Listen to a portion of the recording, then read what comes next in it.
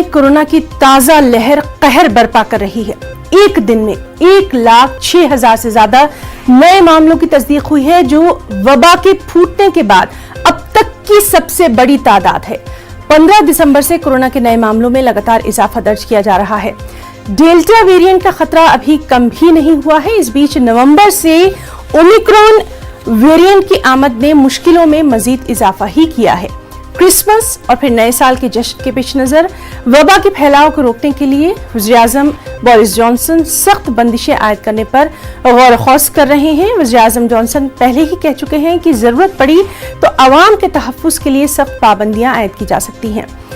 वज़ीर-ए-आज़म ने अवाम से भी अपील की है कि वो जल्द से जल्द कोरोना वैक्सीन की बूस्टर डोज लगवाएं। वाज़ेह है कि इंग्लैंड में 12 से 15 बरस के बच्चे को वैक्सीन की दूसरी डोज लगवाने के लिए अहल करार दे दिया गया है।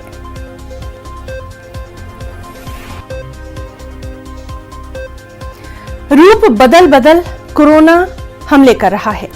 एक वेरिएंट जाता नहीं कि दूसरा आ जाता है।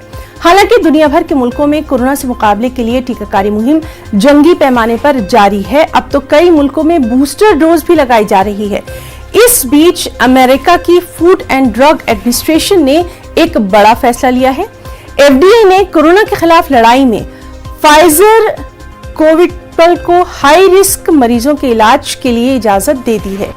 FDA का मानना है कि ये दवा कोरोना के खिलाफ जंग में कारगर साबित होगी।